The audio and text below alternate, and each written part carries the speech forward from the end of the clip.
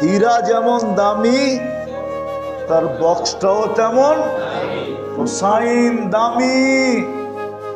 এই জন্য শাহাদত মুহররমে, শাহাদত কবে? আশুরা দামি, হুসাইন দামি, তো শাহাদত আশুরার ভিতরে। দামিকে দামি জিনিসের ভিতরে রাখা হয়েছে। আপনারা আর কতটুকু হুসাইন চিনেন? হুসাইন চিনলে হুসাইনের ইতিহাস পড়তে হবে। হুসাইন রাদিয়াল্লাহু তাআলা আনহুর ইতিহাস পড়তে হবে, তাইলে আপনি চিনবেন হুসাইন কত দামি।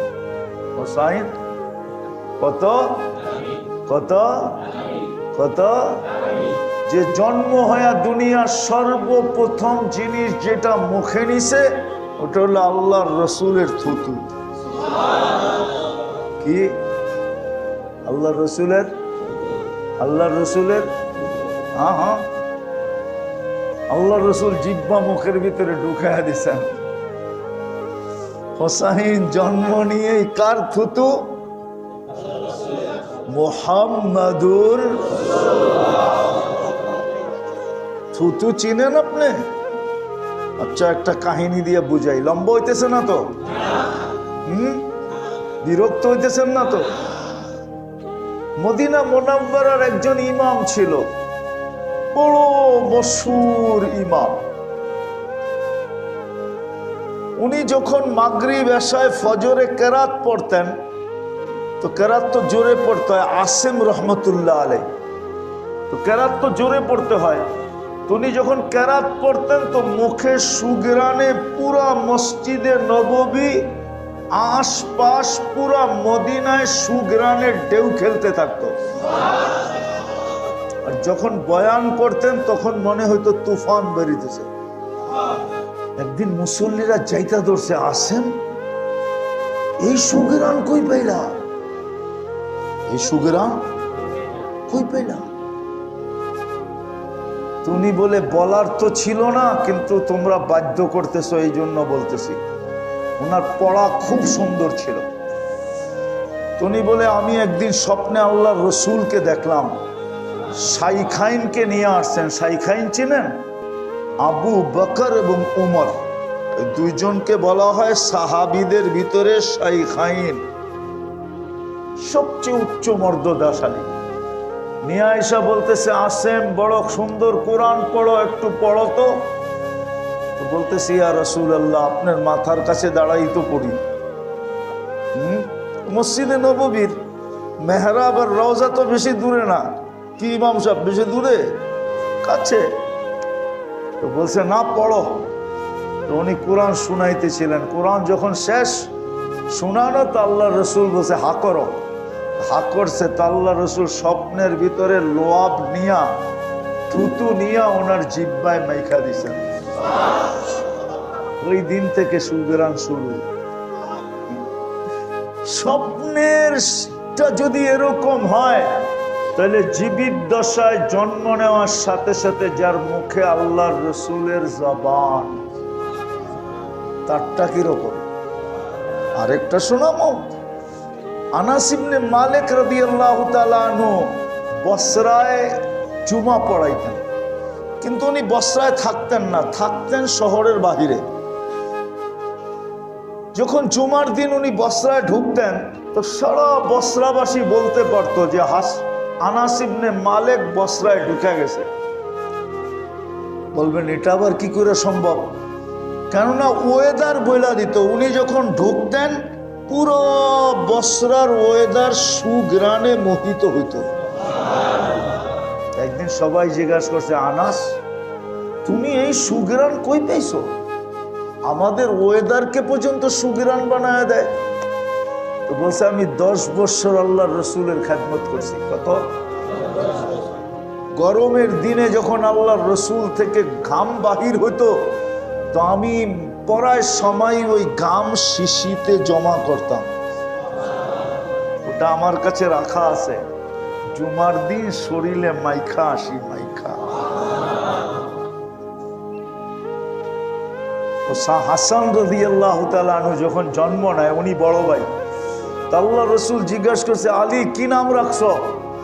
আলী রাদিয়াল্লাহু তাআলা আনহুর একটা নাম পছন্দ ছিল, হরব।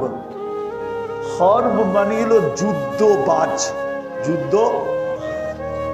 উনি বলছে হরব, বলছে না। বলছে কি নাম? হাসান। বলছে কেন?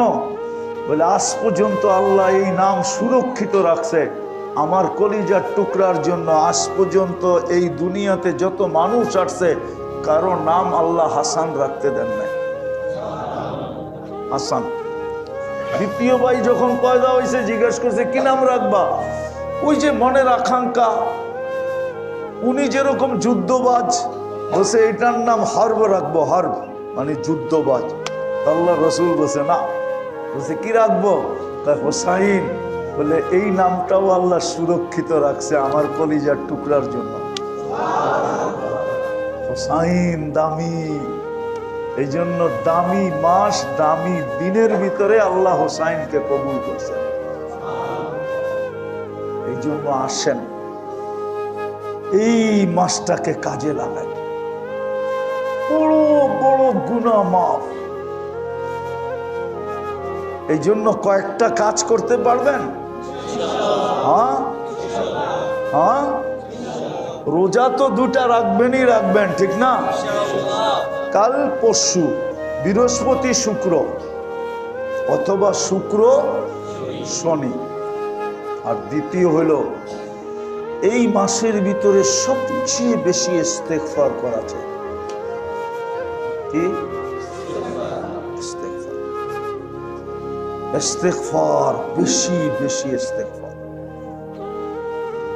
বেশি বেশি ইস্তেগফার।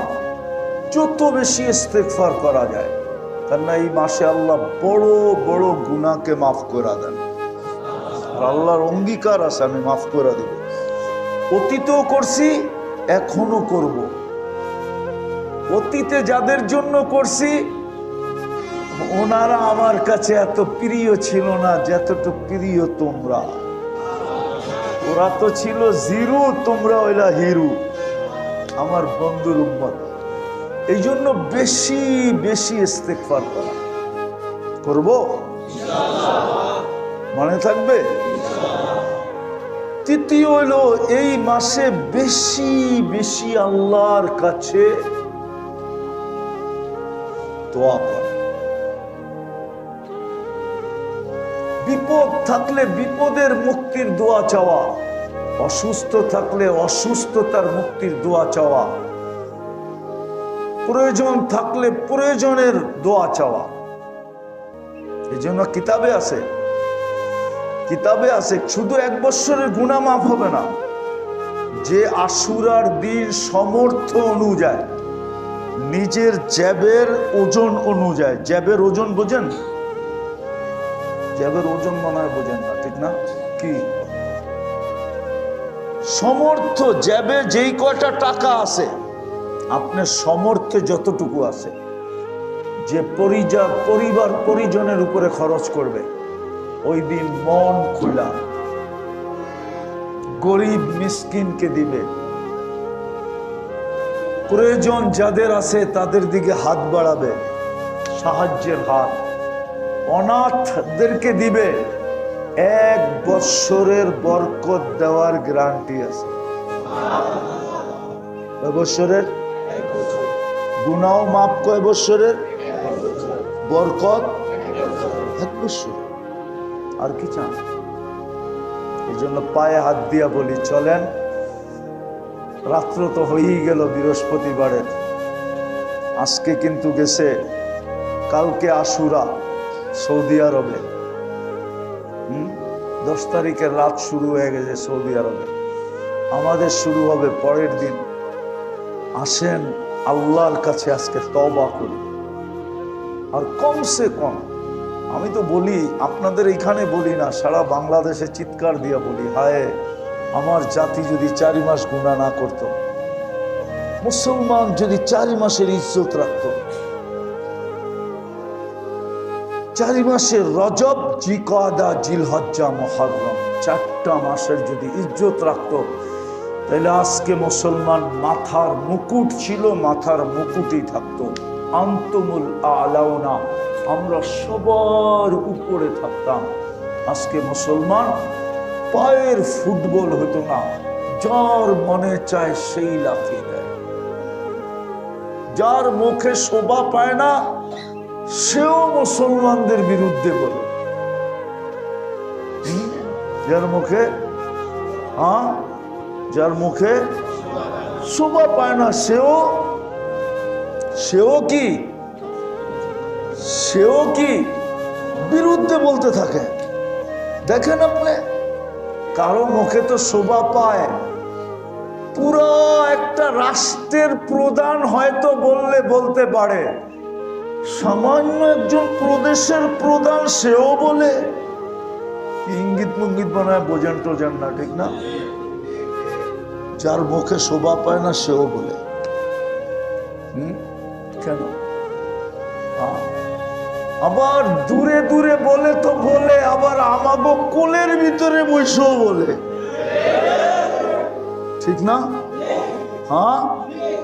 আবার অন্য বলে তো বলে, আবার আমাদের দেশ, আমাদের নিজের মানুষরাও মনে হয় যে গাঞ্জা খায়া বলে।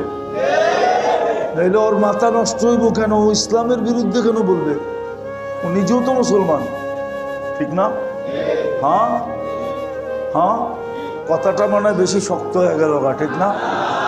আবার মিডিয়ায় চলে যাবে, না জানি কাল সকালে আমার বাড়িতে যে একে উঠে। অথচ ও জানে মরে গেলে ওকে জানাজা দিবে, ও জানে মরে গেলে ওকে কবরে নামানো হবে, জানে মরে গেলে জাতির কাছে দোয়া চাইতে হবে যে সবাই দোয়া করেন আল্লাহ যেন মাফ করে দেয়। ও বলে কোথায় যাব? এই জন্য সবার কাছে আসেন, আজকে আল্লাহর কাছে তওবা করি। আল্লাহ আমাদেরকে বড় ভালোবাসেন, নাইলে কালকে কিন্তু পস্তাইতে হবে।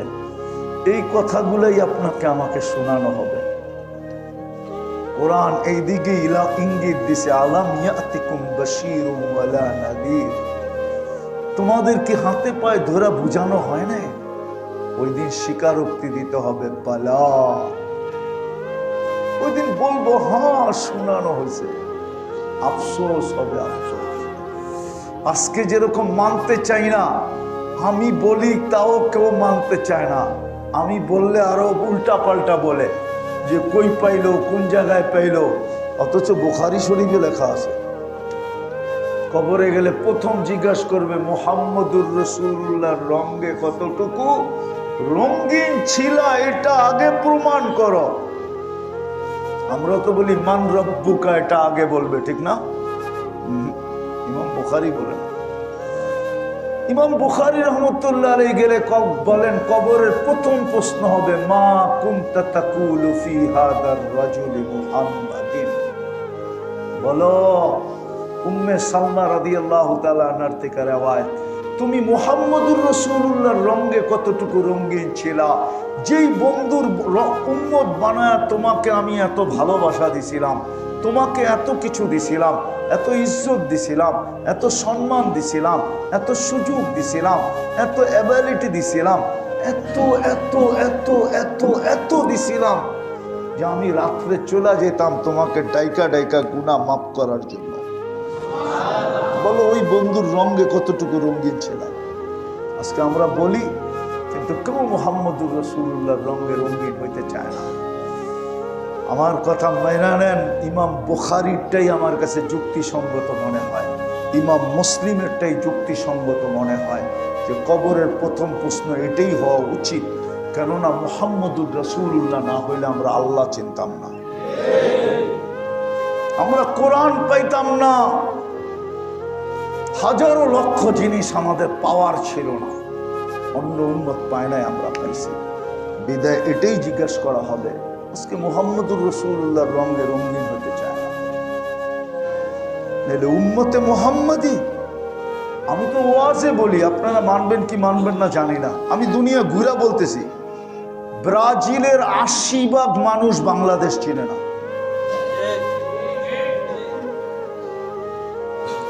আমি 80 ভাগ বলছি, 90 ভাগ বলি না। উনি মানতে চায় না। কিছু শিক্ষিত লোক ছাড়া সারা ব্রাজিলে 550 বাংলাদেশি নাই। আমার চেয়ে বেশি দুনিয়ার ইতিহাস জানেন না আপনারা।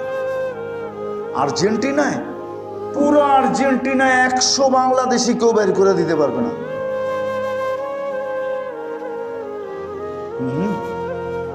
আর্জেন্টিনার 90 ভাগ মানুষ বাংলাদেশ চিনে না। আপনি আমারে আর্জেন্টিনা চিনাই দইব না। আপনি আমার চেয়ে বেশি দুনিয়া দেখছেন কি? রাগ হয়ে গেলেন? না, উনি রাগ হয়ে গেছে। 90 ভাগ মানুষ বাংলাদেশ চিনে না। কিছু শিক্ষিত সরকারি লোক বাংলাদেশ চিনে, পাবলিক ওগো বাংলাদেশ চিনারই সময় নেই। ওরা কোত্থেকে চিনবো বাংলাদেশ কি? বাকিটা বললাম না, ওরা বাংলাদেশ বললে আরেকটা বলবো, এটাই ওগরে বোঝানো হয়েছে। আর আমাদের দেশে দেখেন পাগল কিরকম। যুবক, তুই মোহাম্মদুর রাসূলুল্লাহর তরিকা ছেড়ে যা, কিয়ামতের দিন তোর জন্য আর্জেন্টিনা কানবে, ঠিক না? না কে কানবে? কে কানবে? কে উম্মতি উম্মতি বলে চিৎকার দিবে। আর তুই কস আর্জেন্টিনা, তুই কস ব্রাজিল। এই পর্যন্ত ডজনের উপরে বাংলাদেশে মরে গেল ঝগড়ায়। মিডিয়ায় আসে নাই, মিডিয়ায় আসে না। আমি ওই দিন এক জায়গায় ওয়াজ করতে গেছি, বলছে হুজুর আমাদের এখানে একজন মারা গেছে পতাকা লাগাইতে যায় ছাদের থেকে পড়া, জখমি হয়েছে শত শত। এই পর্যন্ত ঘরের ভিতরে ঝগড়া, ঘরের ভিতরে। তওবা তওবা, এই উম্মত ভূমিকম্প আসবে না তো কি আসবে? 1 মাসের ভিতরে 4 বার ভূমিকম্প। এখনো তো মাস শেষ হয় না। আজকে কয় তারিখ দেখেন? আজকে রাত্রে এনি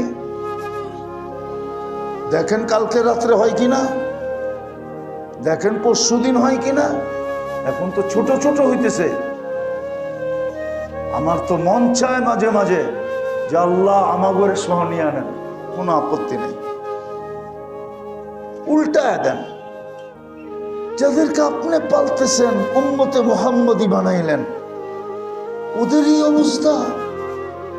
বুঝতাম বাচ্চাদের অবস্থা, যুবক বাচ্চা ওরা করে, কিন্তু ওদের মাঝে যখন বয়স্কদেরকে দেখি তো আরো মাথা নষ্ট হয়ে যায়। কিরে বয়স্ক নাই? কি আমরা তো প্রতিদিন প্রোগ্রাম করি, প্রতিদিন। গ্রামগঞ্জের এরকম কোনো হাট নাই, বাজার নাই যেখানে প্রজেক্টর না আছে।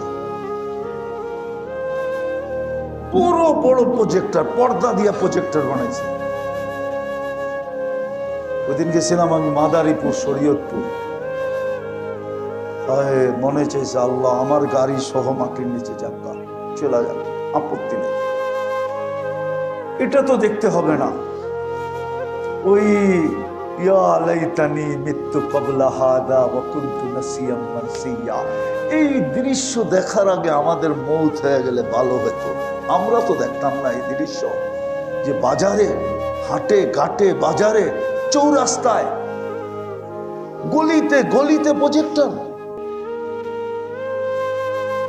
এরকম জোরে চিৎকার। প্রথম যেদিন খেলা হয়েছে ওইদিন আমি ঘুমায়াছিলাম। হঠাৎ, আমি হার্টের রোগী, আমি চিৎকারের চোটে ঘুমের থেকে লাফ দিয়ে বসি। আমার বাসার সামনেই আছে ক্লাব। চিৎকারের চোটে আমি ঘুমের থেকে লাফ দিয়ে উঠছি। গড়ালি ধরছে, কি হয়েছে বুঝছে মনে আমি কোনো বেশি অসুস্থ হয়ে গেছি কিনা। অথচ এসি চলতেছিল, সব বন্ধ ছিল, চিৎকারে আমি উঠে গেছি। খুইলা দেখি খেলা। বলেন ওই সময় দোয়া করতে মন চায় না? বদদোয়া। কিন্তু কর্মকার জন্য করলে তো আমারটা আমার মাথায় পড়বে। উপর দিকে থুতু দিলে নিজের মুখে থুতু পড়ে, কার জন্য করব? এই জন্য পায়ে হাত দিয়া বলি, আসেন আজকে তওবা করি। মুহররমের আজকে আশুরার রাত্র, সৌদি আরবে, আমাদের দেশে না হোক, সৌদি দুনিয়াতে তো আজকে আশুরার রাত্র। করবেন তওবা, রাখবেন রোজা, চাইবেন বেশি বেশি মাফ, করবেন আল্লাহর কাছে দোয়া। 10 তারিখে করবেন পরিবার পরিজন গরিবদের উপরে দান, সাধ্য অনুযায়ী করবেন তো ইনশাআল্লাহ, পাক্কা। আল্লাহ আমল করার তৌফিক দান করেন। ওমা আলাইনা ইল্লাল বালাগ। দুআ লাকাল হামদ কামা ইয়ানবাগি লিজালালি ওয়াজহিক ওয়া আযীম সুলতান।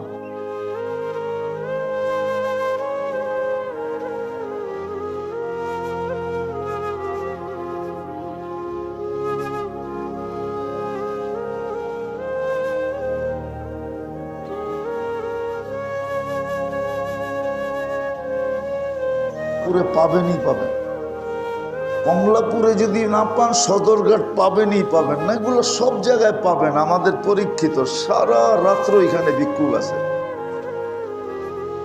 ও সব সময় চায়। কয়টা হইলো?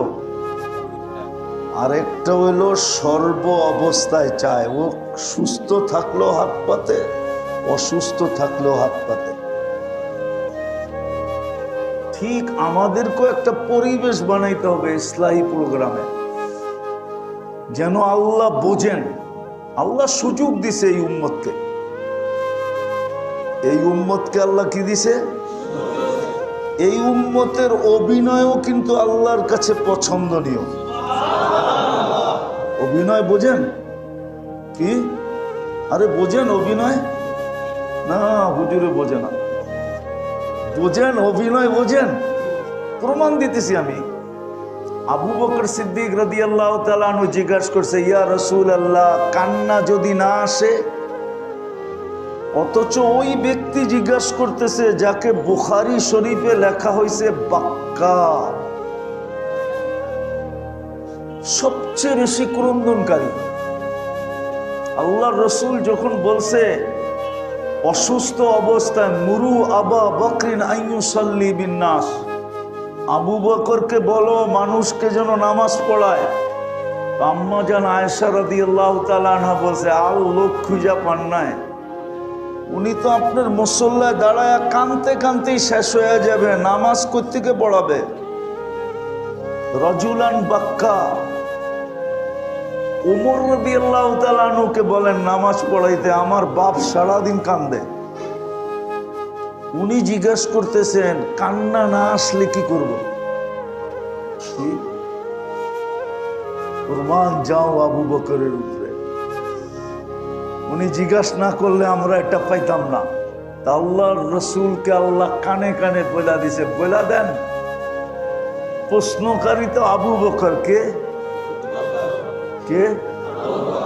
যাকে আল্লাহ জিজ্ঞাসা করছে আপনি আমার উপরে নারাজ তো না? কি জিজ্ঞাসা করে নাই? না মনে হয় ভুল বলতেছি। যাকে আল্লাহ জিজ্ঞাসা করছে কি? আল্লাহ জিজ্ঞাসা করছে আবু বকর তুমি আমার উপরে নারাজ তো না? জিবরিল আলাইহিস সালামের মাধ্যমে কাহিনী ছোট করলাম।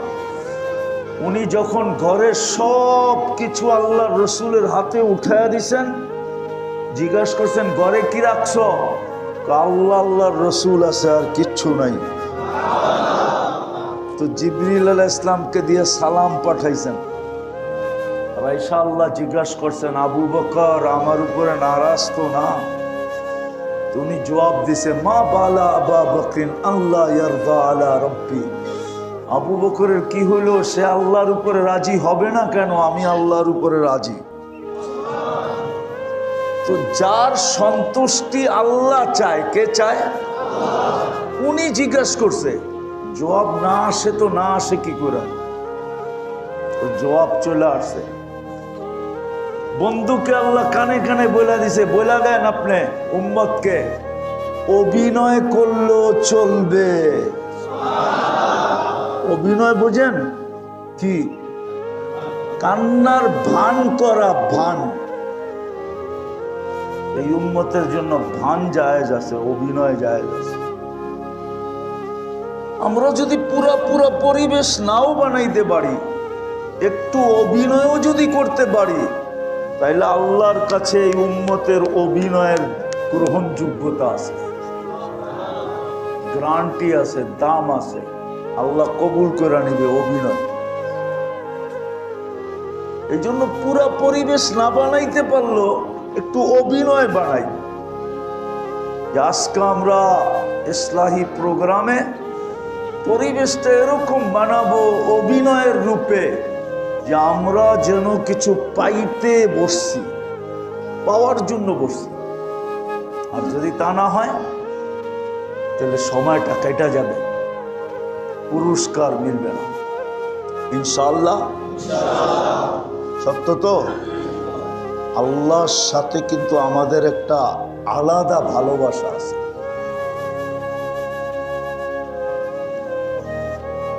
সমস্ত সৃষ্টির সাথে আল্লাহর যতটুকু ভালোবাসা, এর চেয়ে কোটি গুণ ভালোবাসা বেশি মানুষের সাথে। আবার মানুষের সাথে যতটুকু ভালোবাসা, এর চেয়ে কোটি কোটি গুণ বেশি ভালোবাসা উম্মতে মুহাম্মদীর সাথে। যদি উম্মতে মুহাম্মদীর সাথে ভালোবাসা না হইতো, তাহলে আল্লাহ আমাদেরকে খায়রে উম্মত কেন বলতো? এই সার্টিফিকেট আমাদেরকে কে দিছে? হ্যাঁ, দুনিয়ায় তো মানুষের কোনো ইউনিভার্সিটির সার্টিফিকেট পায়া খুশিতে আত্মহারা হয়ে যায়। আমরা সার্টিফিকেট কে দিছে আমাদেরকে? খায়রে উম্মতের সার্টিফিকেট আছে আমাদের কাছে। সার্টিফিকেট কে লিখে দিছে? কোথায় লেখা আছে? কোরআনে, কুনতুম খায়রা উম্মাহ। বোঝা গেল আমাদের সাথে কোটি গুণ বেশি ভালোবাসা। কসম খোদা, শুধু একটা সার্টিফিকেট দেন না, আরো অনেকগুলা দিয়েছেন। আরো একটা সার্টিফিকেট বলি, আরো একটা সার্টিফিকেট দিয়েছেন আল্লাহ আমাদেরকে। ওয়াজতাবাকুম ওয়ামা জাআলা আলাইকুম ফিদ-দীন মিন হারাজ। ওয়াজতাবাকুম, আল্লাহ এই উম্মতকে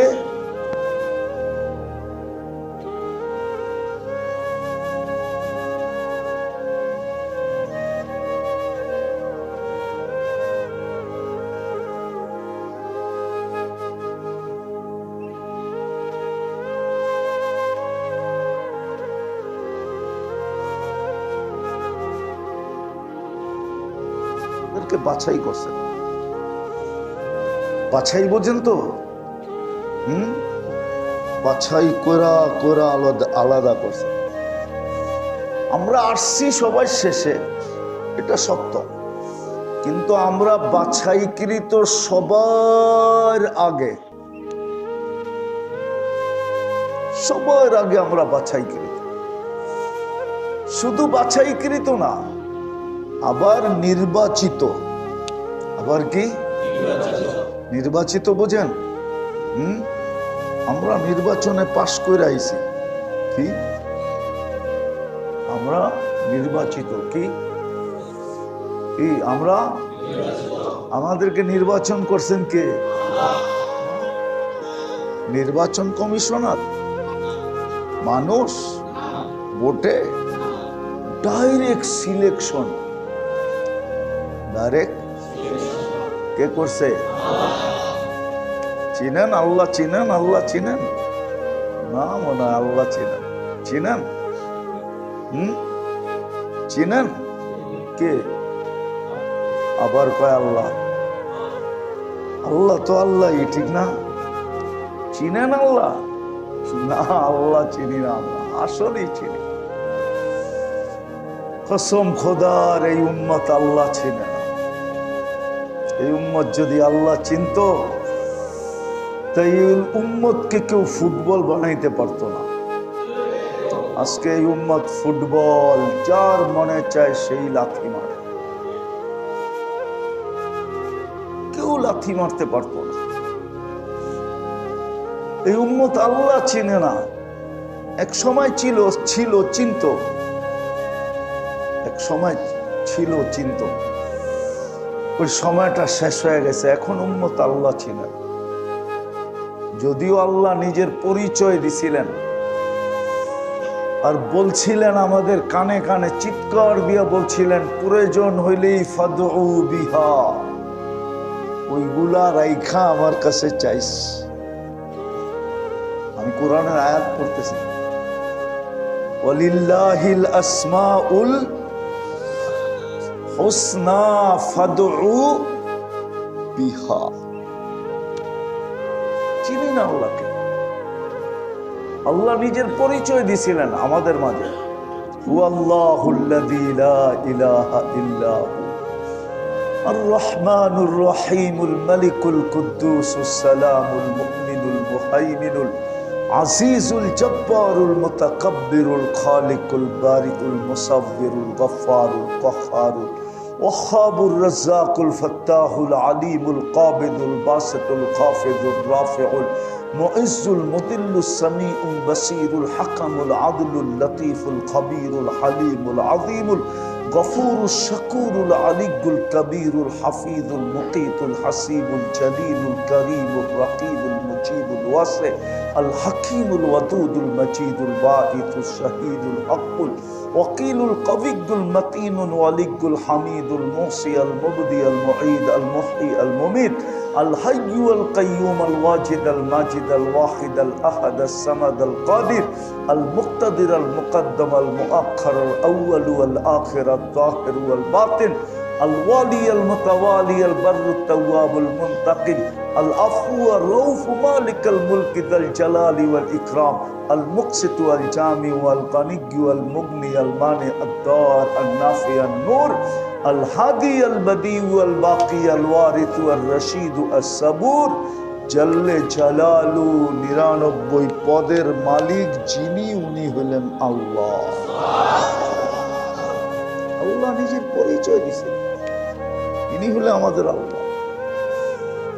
আল্লাহ নিজের পরিচয় দিয়েছিলেন, কুল হুয়াল্লাহু আহাদ আল্লাহুস সামাদ লাম ইয়ালিদ ওয়া লাম ইউলাদ ওয়া লাম ইয়াকুল লাহু কুফুয়ান আহাদ।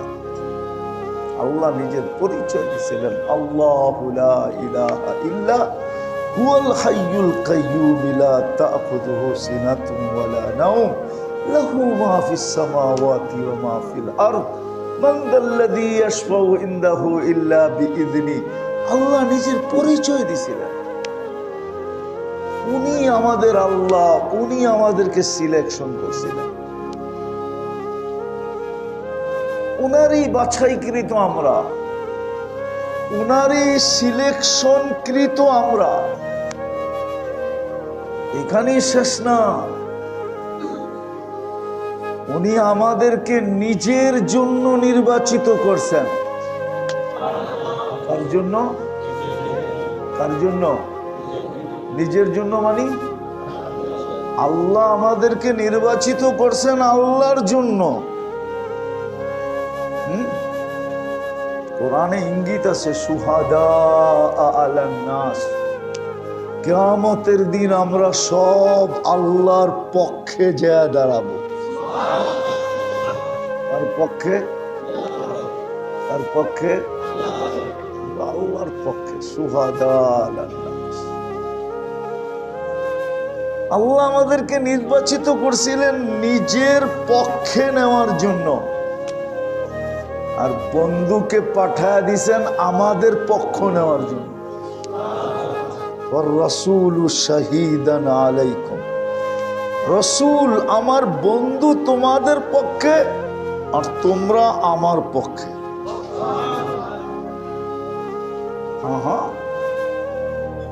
মুহাম্মদুর রাসূলুল্লাহ কিয়ামতের দিন আমাদের পক্ষে। এই জন্য তো ১.৫ লক্ষ নবী কিয়ামতের দিন নাফসি নাফসি বলবে, ফেরেশতারাও বলবে সাল্লিম সাল্লিম, জিবরিল আলাইহিস সালামও চিৎকার দিবে রব্বি সাল্লিম সাল্লিম, রব শান্তি শান্তি শান্তি, আমাদেরকে বাঁচান আমাদেরকে বাঁচান। কিন্তু একমাত্র মুহাম্মদুর রাসূলুল্লাহ বলবে রব্বি উম্মতি উম্মতি উম্মতি, আমার উম্মত বাঁচা।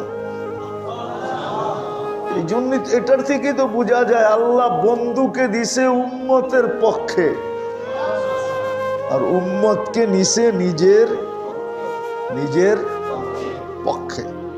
আমরা কিয়ামতের দিন বিচার কার্যে সাক্ষী দিব ইনশাআল্লাহ, মাঠে দাঁড়ায় দিব না ইনশাআল্লাহ।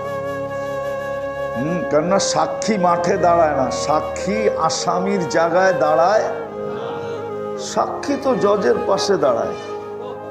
আমরাও আল্লাহর পাশে দাঁড়াবো ইনশাআল্লাহ।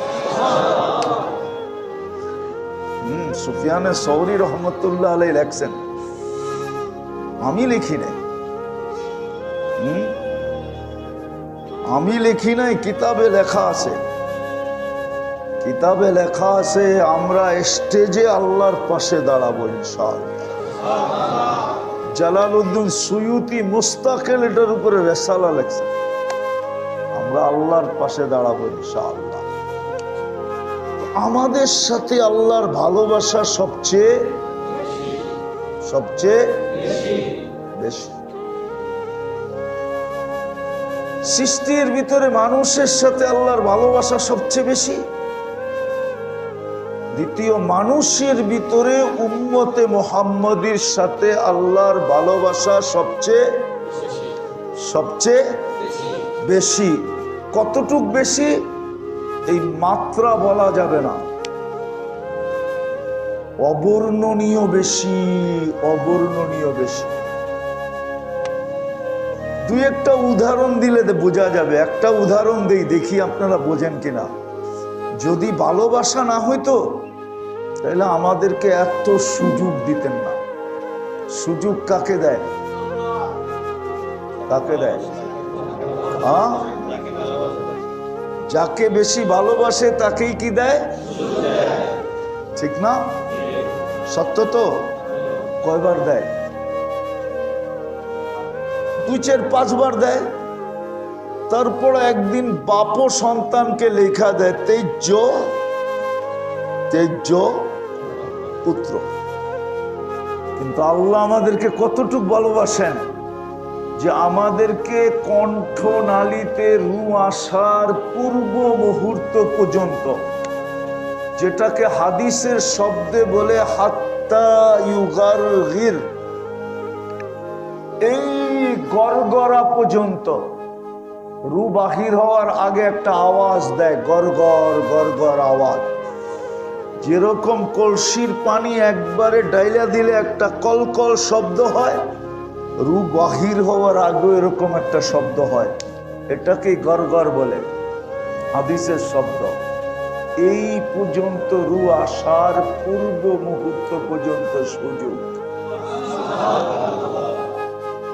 এটা ভালোবাসার নিদর্শন। কি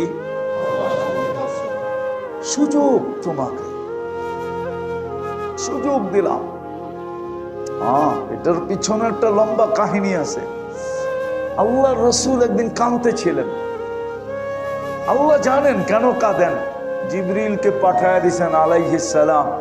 জিবরিল জানি, কিন্তু বন্ধুকে জিজ্ঞাসা করো, নাইলে উম্মত তো জানবে না, উম্মতকেও তো জানাইতে হবে, ঠিক না? তাই সে জিজ্ঞেস করছে কাঁদেন কেন? বলছে কান্না তো একটাই, উম্মত। কান্না তো কি?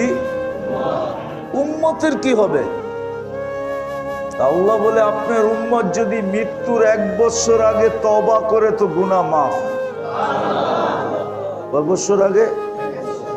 আল্লাহর রাসূল বলে 12 মাস।